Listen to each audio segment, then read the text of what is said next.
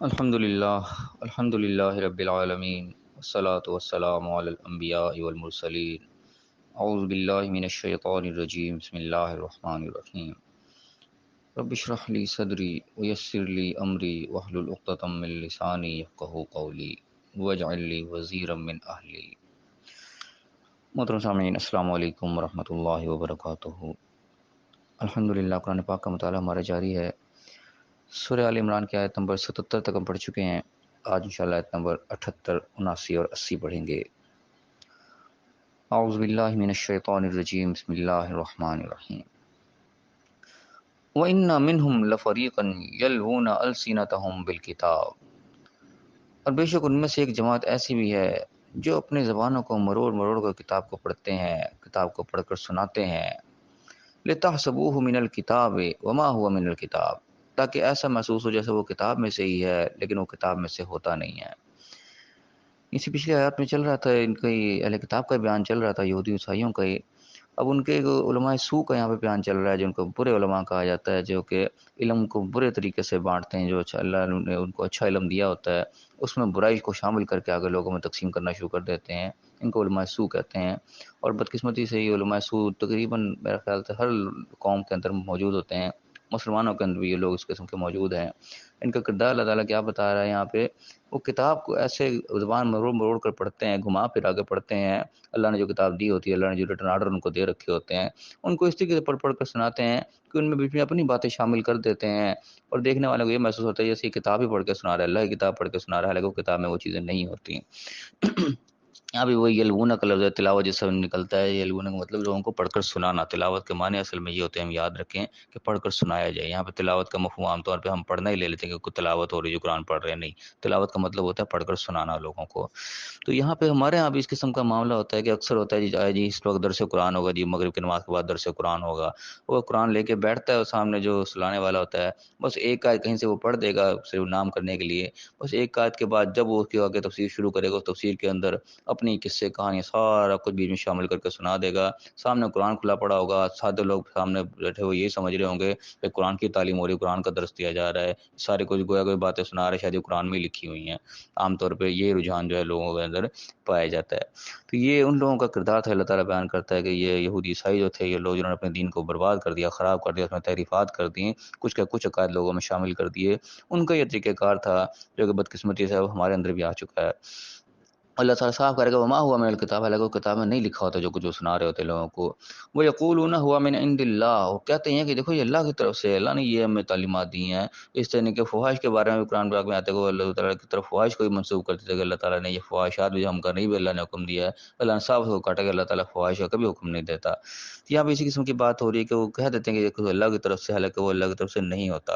وما ہوا من عند اللہ، حالانکہ وہ اللہ کی طرف سے نہیں ہوتا۔ وہ یقولون علی اللہ الکذب، اللہ کے اوپر جھوٹ باندھتے ہیں، جھوٹ بولتے ہیں، وہ ہم یعلمون، ان کو معلوم ہوتا ہے۔ ان کے عوام الناس کو تو نہیں پتہ کہ کیا کہہ رہا ہے، لیکن وہ جو خود بتا رہا ہوتا ہے اس کو پتہ ہوتا ہے کہ یہ بات جو میں کہہ رہا ہوں اللہ کی طرف سے نہیں ہے، لیکن وہ اللہ کا نام لے کر لوگوں کو سنا رہا ہوتا ہے صرف اپنے عقائد ان کے اندر داخل کرنے کے لیے۔ کیونکہ عام طور پہ یہ مصیبت یعنی کہ اس وقت آتی ہے جب دوسرے لوگ، منافق قسم کے لوگ آ کے جو ہے وہ اندر صفوں میں گھس جاتے ہیں۔ یہ چیز یعنی کہ یہودیوں کے اندر یہ خاص چیز تھی کہ وہ اپنا دین مذہب تبدیل تو نہیں کرتے، لیکن دوسروں کا مذہب خراب کرنے کے ان کے بیچ میں گھس جاتے ہیں۔ اور یہ کوئی بعید نہیں ہے کہ ہمارے اندر بھی علماء سوء کی شکل میں جو ہے وہ یہودی بیچ میں گھسے ہوئے ہوں، پتہ ہی نہیں چلتا کہ وہ اس قسم کے واقعات سننے میں آئے بھی ہیں کہ لوگ کئی سال جو ہے مسجدوں میں امامت کراتے رہے، اور بعد میں جا کے پتہ لگا وہ تو سرے سے مسلمان ہی نہیں تھے۔ اس قسم کی باتیں سننے میں ضرور ہیں، واللہ علم ان میں کتنی حقیقت ہے کتنی نہیں ہے، لیکن کوئی بعید نہیں ہے چیز کہ منافقوں کا کام ہی یہی ہوتا ہے کہ لوگوں کو خراب کرو، اور ان کو پتہ ہوتا ہے وہ اسی مشن پہ آئے ہوئے ہوتے ہیں، ان کو پتہ ہوتا ہے یہ بات ہم کہہ رہے ہیں اللہ کی طرف سے نہیں ہے، لیکن لوگوں کو یہ کہہ کے سنا رہے ہوتے ہیں کہ یہ اللہ کی طرف سے ہے، لوگوں کا دین خراب کرنے کے لیے۔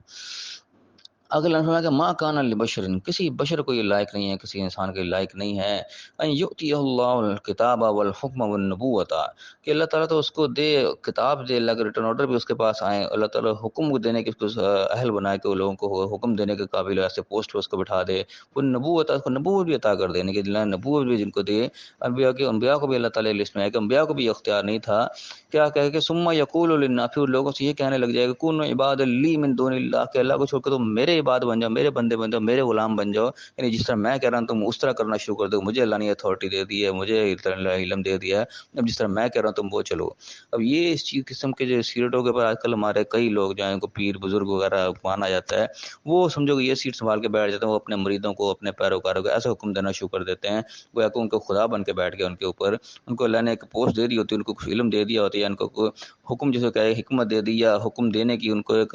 ایسی پوسٹ دے دیا، اہل بنا دیا کہ ان کا حکم لوگ ماننے لگ گئے۔ اس پوسٹ پہ جب آ گئے اللہ نے اس میں نبوت کو بھی شامل کر دیا کہ نبیوں کو بھی اللہ نے اختیار دی تھا، نبوت کا تو معاملہ ویسے اب ختم ہو چکا، لیکن دوسرے ہیں کہ کتاب کا علم لوگوں کے پاس اب بھی آتے، کتاب اللہ نے رکھی ہوئی ہے، ابھی بھی علم لوگ حاصل کرتے ہیں، اور حکم دینے کے بھی اتھارٹی لوگوں کو بنایا اللہ تعالیٰ نے، ایسے ایسی پوسٹ پہ اللہ تعالیٰ لا کے بٹھا دیتا ہے کہ لوگوں ان کا حکم مان رہے ہوتے ہیں۔ یہ اللہ کہہ رہا ہے کہ یہ اختیار کسی کو بھی نہیں ہے، نبیوں کو بھی اختیار نہیں تھا کہ اللہ نے نبوت جن کو دی ان کے پاس بھی یہ اختیار نہیں تھا کہ لوگوں سے یہ کہنا شروع کر دے تم اللہ کو چھوڑ کے میرے غلام بن جاؤ، میں تمہیں حکم دے رہا ہوں، تم نے ایسے ہی کرنا ہے۔ اور یہ بھی بدقسمتی چیز آج کل ہم دیکھنے میں آتی ہے، لوگ جن کے مرید ہوئے ہوتے ہیں ان کی ایسی بات مان دی، بس یہ میرے پیر نے یہ کہہ دیا، میرے مرشد نے یہ کہہ دیا، میں تو اس سے نہیں ہلوں گا، ان کو گویا کروں اس اتھارٹی پہ لا کے بٹھا دے جہاں پہ وہ اللہ کی بات اس قسم کی ہونی چاہیے، اللہ کی بات کو اس طریقے سے مانا جانا چاہیے، لیکن وہ ان لوگوں کو اپنے بڑوں کو اس پوسٹ پہ بٹھا دیتے ہیں، اور وہ بڑے خود اس پوسٹ پہ جا کے بیٹھ جاتے ہیں، وہ اس طریقے سے لوگوں کو حکم دے رہے ہوتے ہیں کہ میں یہ کہہ رہا ہوں تو تم نے یہی کرنا ہے۔ اور اپنی آنکھوں سے ایسے لوگ دیکھنے میں آئے کہ انہوں نے اپنے بڑوں کے، اپنے پیروں بزرگوں کے، مرشدوں کے کہنے پر اپنے گھر بار تک بیچ دیے، میرے پیر نے کہہ دیجیے گھر بیچ دے تو ایسا ہو جائے گا ویسا ہو جائے گا، اور انہیں واقعی اپنے گھروں کو بیچ کر باقی وہ رل رلا کے مر گئے، کچھ بھی ان کو حاصل نہیں ہوا۔ یہ آنکھوں دیکھی باتیں جو کہ دیکھنے میں آئی ہیں دنیا میں۔ یہاں پہ اللہ تعالیٰ اس چیز کا کہہ رہا ہے کہ کسی کو یہ لائق نہیں ہے کہ اگر اللہ نے کوئی پوسٹ دی ہے تو لوگوں کی غلامی سے ہٹا کے اللہ بندوں کو اپنی غلامی میں لگا لے۔ وَلَٰكِن كُونُوا رَبَّانِيِّينَ، لیکن تم سب کے سب ربانی بن جاؤ، رب والے بن جاؤ۔ کیا کرنے کے بما کنتم تعلمون الکتاب، تو کہ تم کتاب کا علم دیتے ہو، بما کنتم تدرسون، جو کہ تم تدریس کرتے ہو، درس کرتے ہو۔ اس کا نتیجہ یہ نکلنا چاہیے کہ تم سب کے سب اللہ والے بنو، اللہ کے غلام بنو، سب کے سب جو اللہ تعالیٰ تمہیں حکم دے رہا ہے، جو اللہ نے تمہیں کتاب دی ہے، جو ریٹن آرڈرز کے اندر تمہیں دیے ہیں، وہ آرڈر تم لوگوں کو پڑھ کر سناؤ، اس پہ خود بھی عمل درآمد کرو، عمل پیرا ہو، اور لوگوں پہ اس پر عمل کرواؤ، جس کا نتیجہ لازمی طور پہ یہ نکلنا چاہیے کہ تم سب کے سب اللہ کی غلامی میں جاؤ، سب کے سب تم اللہ کے حکم کو چلنے والے بنو۔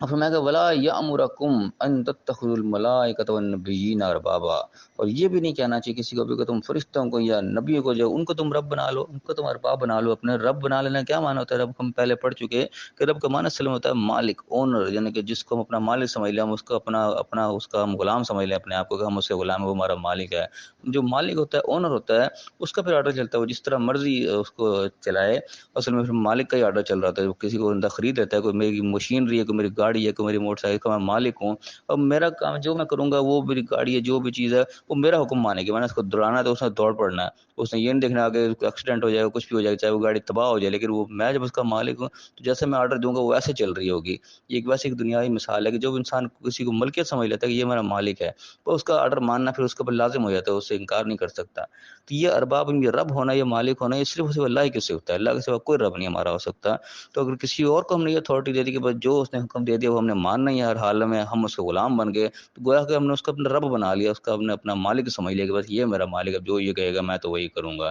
یہ ملکیت جو صرف اور صرف اللہ کی ہے، اللہ کے ہم غلام ہیں، اللہ ہی ہمارا رب ہے، اللہ ہی ہمارا مالک ہے۔ یہاں پہ بھی یہ چیز آ رہی ہے کہ کسی کو یہ کہنے کے لگے، تم کسی کو کہے کہ وہ فرشتوں کو یا رب کو، ان کو تم اپنا مالک سمجھ لو کہ یہ اب جو کہیں گے ہم وہ کریں گے، نہیں، حکم اللہ ہی کا چلنا ہے، اللہ کے حکم کے انڈر حکم چلے گا، جس کا بھی چلے گا، چاہے کوئی بھی ہو۔ فرمایا کہ ایامرکم بالکفر بعد اذ انتم مسلمون، کہ تم مسلمان ہو جانے کے بعد، فرما بردار ہو جانے کے بعد پھر تم کیا کفر کا حکم دو گے؟ یعنی کہ یہ حکم کفر تک لے جانے والی بات ہے کہ تم اللہ کے سوا کسی کو یہ اتھارٹی دے دو کہ اللہ کے حکم تو کیا ہے کیا نہیں کوئی نہیں پتہ، بس کے بعد جو اس شخص نے حکم دے دیا جائے، وہ نبی کا حکم سمجھ لو، کسی اپنے بڑے پیر مرشد کا، کسی فرشتے کا، کسی کو بھی اس مقام پہ لا کے کھڑا کر دو گے، تو گویا کہ تم کفر کے ساتھ جا کر ٹچ ہو گئے کہ اللہ کے تم نے ربانیت کو پیچھے کر دیا، اللہ کے حاکمیت کو، اس کے مالک ہونے کو پیچھے کر دیا، اللہ کے سوا کسی اور کو اپنا ایسا مالک مان لیا، ایسا رب مان لیا، ایسی ہستی مان لیا کہ بس جو بھی اس کا حکم گا میں نے تو وہی کرنا ہے۔ یہ چیز انسان کو کفر تک لے کے جانے والی بن جاتی ہے۔ اللہ سوالی انداز میں پوچھا کہ تم مسلم ہو جانے کے بعد، فرما بردار ہو جانے کے بعد، تمہارے پاس اللہ کا آرڈر آ گیا، تم اللہ تعالیٰ نے سیدھی سیدھی باتیں کھول کھول کر بیان کر دیں، اور ایک بات یعنی کہ تمہیں مسلمان جب اس نے تمہارا نام رکھ دیا، تو مسلمان ہونے کے بعد پھر تم کیا یہ کفر والے حکم دو گے؟ تم اللہ کو چھوڑ کر کسی اور کو اپنا مالک سمجھ لو۔ تو یہ یعنی کہ فی الحال تذکرہ تو ان کا اہل کتاب کا ہی چل رہا تھا، عیسائیوں یہودیوں کو، وہ انہوں نے یہ حرکتیں کی تھیں، لیکن آج ہم اپنے آپ پر غور کریں تو اسی حرکتوں میں ہم بھی پورے پورے ملوث ہو چکے ہیں۔ یہ فارڈ جو ہیں یہ علماء سو کی شکل میں ہمارے اندر باقاعدہ موجود ہیں، اور لوگ اس کا باقاعدہ شکار بنے ہوئے ہیں کہ اپنے آپ کو اسی طریقے سے دوسروں کا غلام سمجھتے ہیں، اور ان کو اپنے اوپر اس طرح اپنا آقا مان رکھا ہے، اپنا رب مان رکھا ہے کہ بھائی جو انہوں نے کہہ دیا ہم تو وہی کریں گے۔ یہ وہ چیز ہے جو کہ عیسائیوں کے اندر، یہودیوں کے اندر، جنہوں نے اپنے دین کو برباد کر دیا، خراب کر دیا، انہی چیزوں کی وجہ سے ان کا دین خراب برباد ہوا، اور وہی چیزیں ہمارے اندر بھی ہوئی ہیں۔ گویا کہ ہم بھی اپنے دین کو خراب کر رہے ہیں، برباد کر رہے ہیں۔ جو اللہ نے قانون ہمیں دیا دین کی شکل میں، اس قانون کو ہم نے لاگو نہیں کیا، اپنے وہ پیرالل اس کا جو ہے قانون بنا کے ہم بیٹھ گئے، اس کے اوپر ہم عمل درآمد کر رہے ہیں۔ جو اللہ تعالیٰ نے بتایا اس سے ہم راستے سے ہٹے ہوئے ہیں، اگر یہ چیزیں ہمارے اندر ہیں